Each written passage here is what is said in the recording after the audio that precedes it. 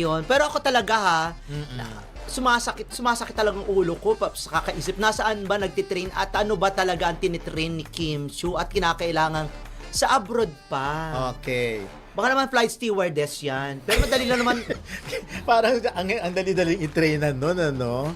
Sa palagay nyo kaya, ano kaya ang pinakamahirap na training na kinakailangan pang pumunta sa abroad? Kasi kung martial arts yan, katulad sasabi ko, kung martial arts yan, pwede siya dito eh. Ngayon, kung swimming naman, pwede rin naman dito. Correct. And lamig-lamig din sa ano, no? Kung nasan sa lamig ngayon. So, pwede naman siya sigurong kung stylist, baka doon. Or ano. Pwede na naman dito yon. Okay. Marami pwede, kung 2 weeks na, madali naman yan eh. Baka gusto niya lang talaga doon. Sabi niya, may budget naman ng production, so doon na mag-training. Baka ang pagti-training ni Kim ay pwedeng stylist or kaya designer.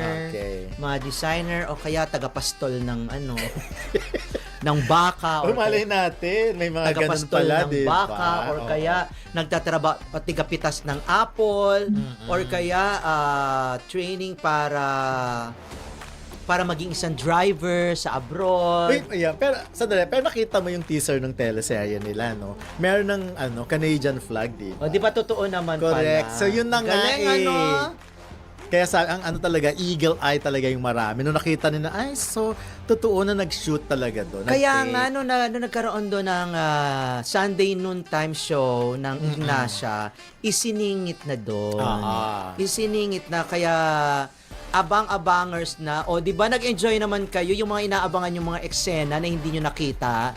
Di ba?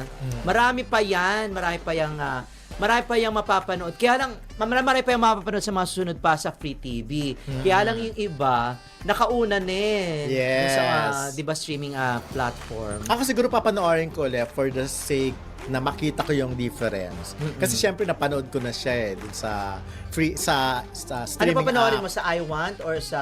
Wala sa na lang. Free Wala TV? akong wala akong I want. Pa-subscribe nyo nga kami. pero unahin nyo muna yung birthday ko. Hinahanap ngayon ng mga Kim Pao fans si Kim Chiu dahil napapansin nilang medyo low profile siya kamakailan, lalo na kung ikukumpara sa usual niyang active presence sa TV at social media. Karaniwan, nauugnay ito sa ilang posibleng dahilan. Busy schedule or projects, maaaring abala siya sa taping, endorsements o bagong shows. Personal time, minsan sadyang nagpapahinga o naglalayo muna sa spotlight. Speculation ng fans, dahil sa tandem nila ni Paolo Avellino, Kim Pao, mas nagiging mapagmatsyag ang fans sa updates nila. Walang confirmed na issue or alarming news tungkol sa kanya sa ngayon, karamihan ay fan concern lang dahil nasanay silang nakikita siya madalas.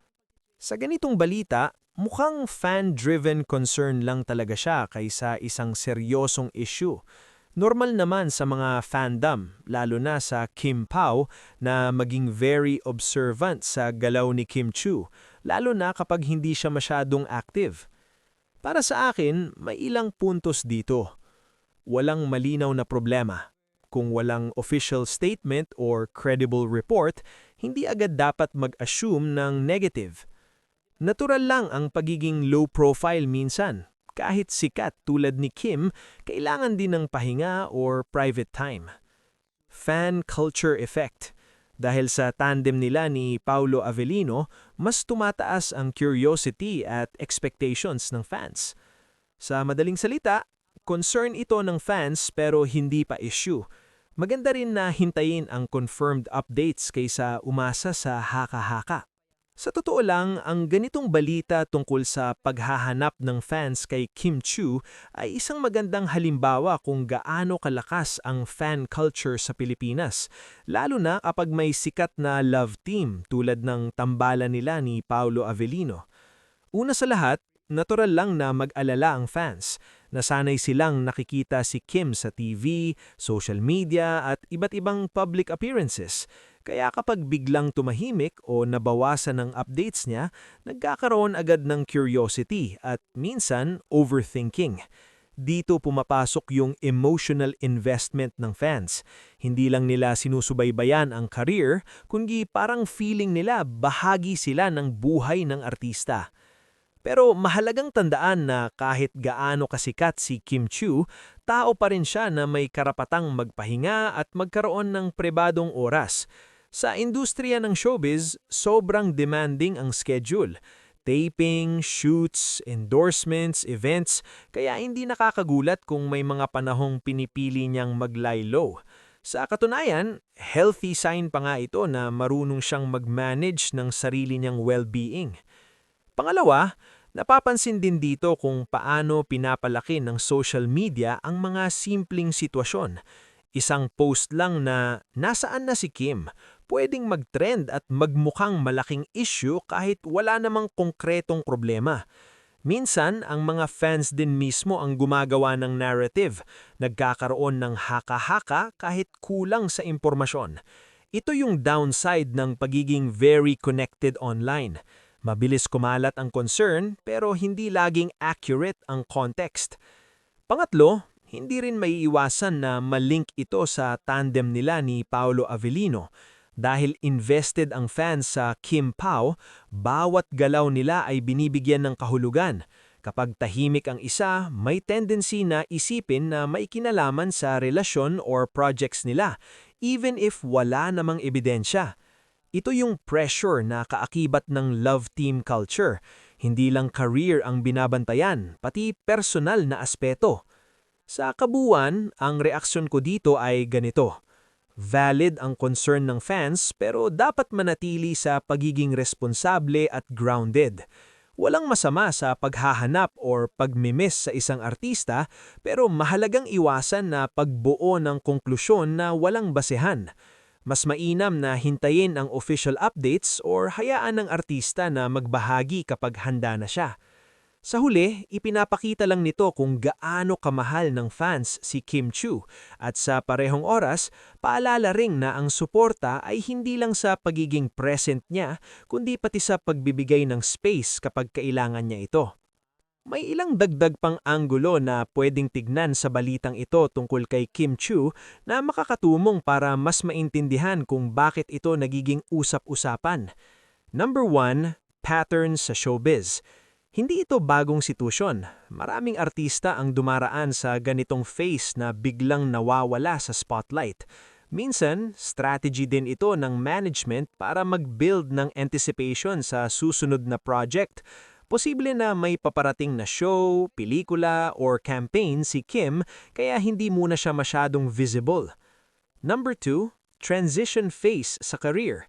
Sa tagal na ni Kim sa industriya, normal lang na mag-shift siya ng direksyon. Pwedeng mas pili na ang projects niya or mas quality over quantity.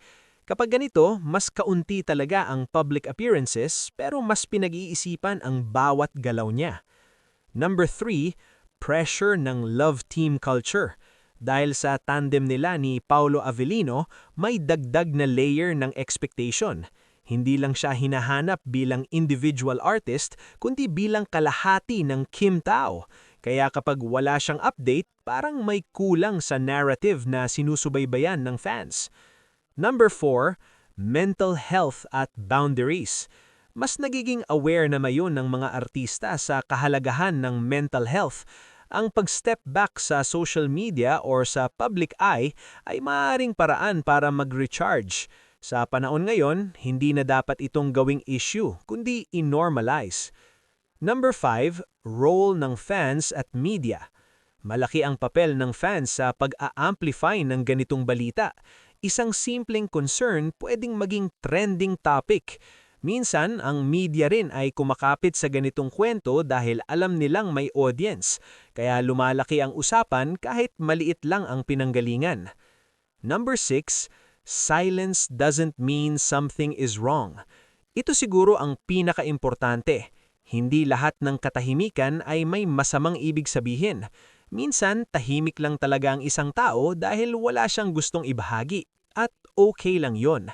Sa kabuuan, ang dagdag na insight dito ay hindi lang ito tungkol kay Kim Chiu mismo, kundi tungkol sa kung paano gumagalaw ang fandom, social media at showbiz culture sa Pilipinas.